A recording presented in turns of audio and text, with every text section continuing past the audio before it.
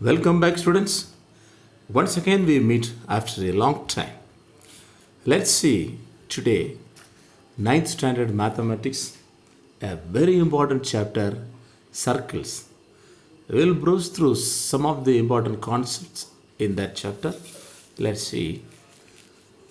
So, in class 9 mathematics, circles is one of the very important chapters.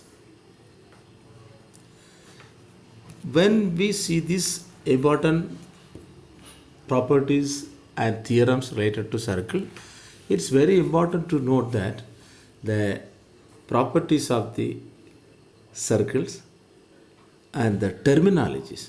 Let's see the terminologies first. Suppose consider a circle,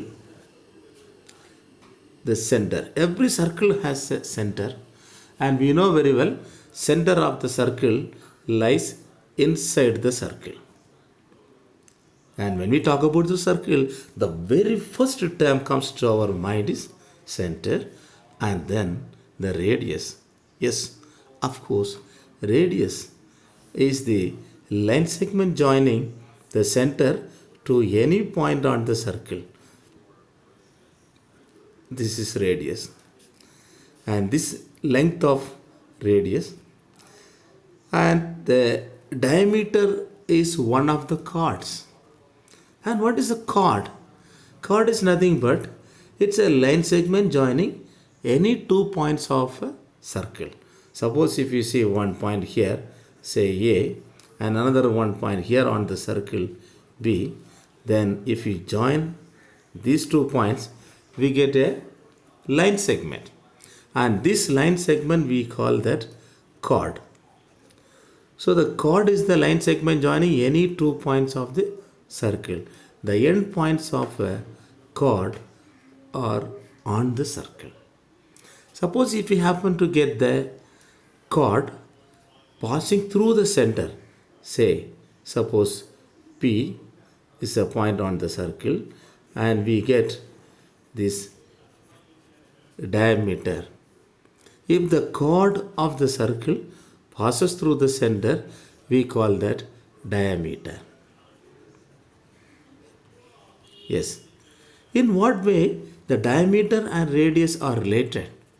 So diameter and radius are related with the relation that diameter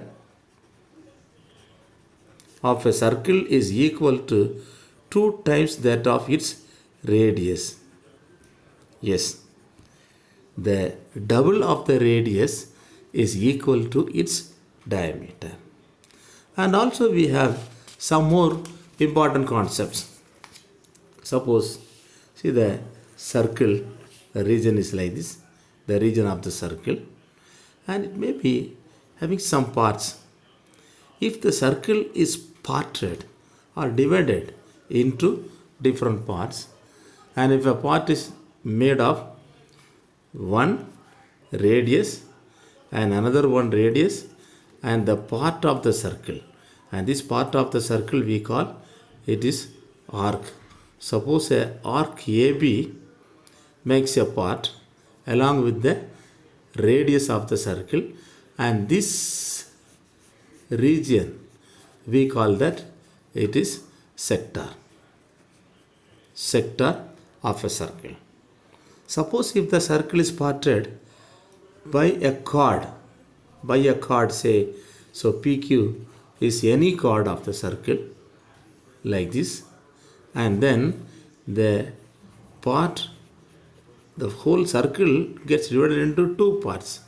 One part is and to this side of this chord, another one this side of the chord, and these parts we say segments, and this one, since it is the smaller one, we call that minor segment,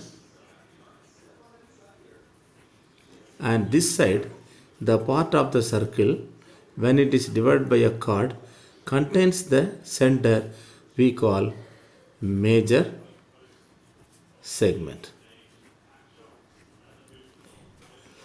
Now these are some important terms related to this circle, and we'll see some angles related to this also. Okay. this, when we see that at the center, a circle at the center,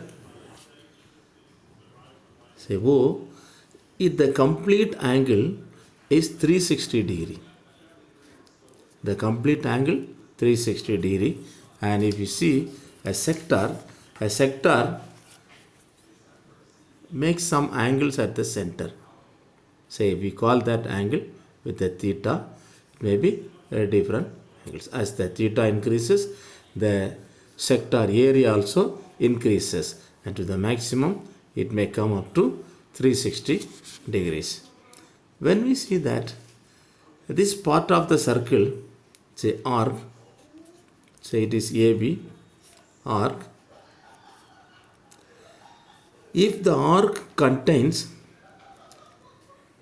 or if the arc is increased to make such a way that the end points of the arc when joint passes through the center, we call that it is a semicircle. Suppose if this one P and Q, and this is a larger arc, and this one is semicircle. Okay, now we are going to see some more properties in this circle. And when we see a chord, say AB, it also makes some angles at the center. Okay, suppose if the center is made to join at the end points of the chord, then it does subtend little angle with this. Then what will be this relation to these angles? And when two or more chords are there, and some more properties we will see in the next coming videos. Please enjoy being with us. Thank you.